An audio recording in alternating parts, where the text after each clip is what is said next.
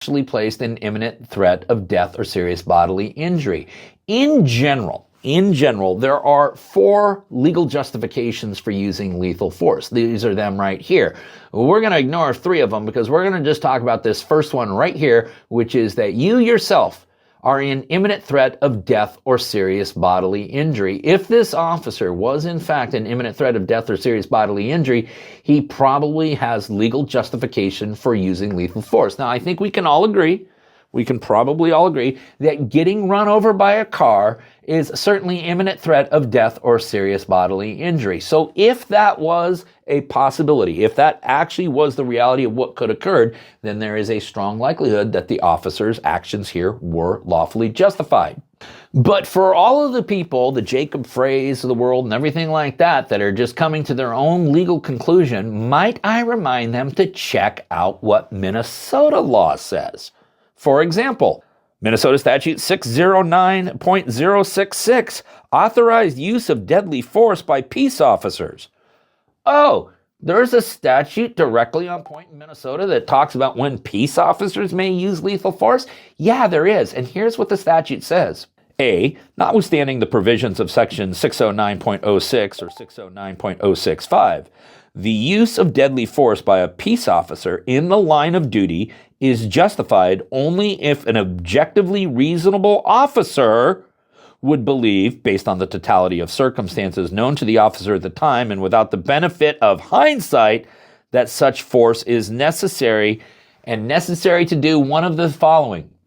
1, to protect the peace officer or another from death or great bodily harm, provided that the threat, 1, can be articulated with specificity, 2, is reasonably likely to occur absent action by the law enforcement officer, and 3, must be addressed through the use of deadly force without unreasonable delay. Which is a fancy legal way of saying you need to be able to articulate a very good reason and prove to us that you really did not have any other options. Now, the imminency, that is, how quickly could this happen, is always a critical component.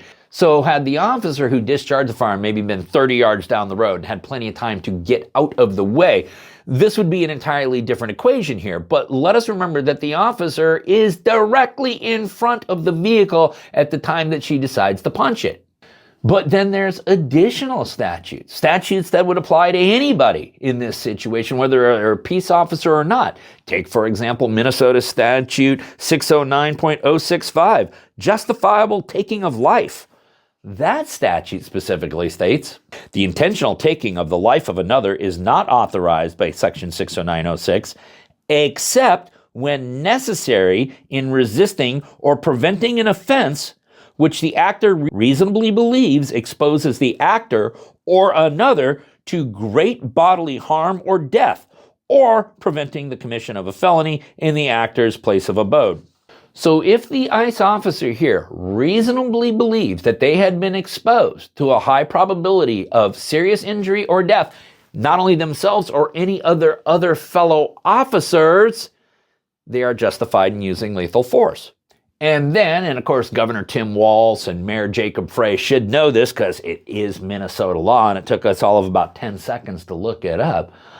Believe it or not, there is specific law that talks about the authorized use of force against police officers. So let's say that for whatever reason, the now deceased believed that she had absolutely every right in the world to block traffic, to go out and protest, to obstruct, hinder, delay, whatever she was doing with the ICE operations. Understand that this Minnesota law specifically states, deadly force used against peace officers. Deadly force may not be used against peace officers who have announced their presence and are performing official duties at a location where a person is committing a crime or an act that would be a crime if committed by an adult. Well, it is very clear that they did announce who they were. They did announce their presence. And what was their whole purpose of being there was to round up people for what? That's right, illegal activity. Okay, and then there's one other little legal issue that we need to discuss. And I do believe that some who believe this was cold-blooded murder are going to start beating on this drum anytime now.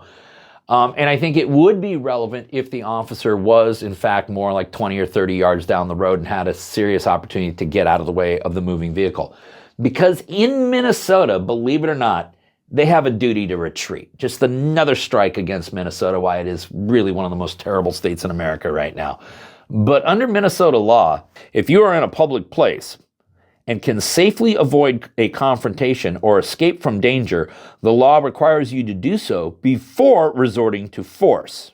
All right, and again, if we take this officer right here, put him all the way down the street here, then I think we could at least analyze this under a duty to retreat. But when you are a mere few feet from the front of a vehicle, which is clearly hell-bent on accelerating in your direction, you don't really have that opportunity to retreat. So, America, seeing both of these video clips, understanding the legal framework, what's your opinion?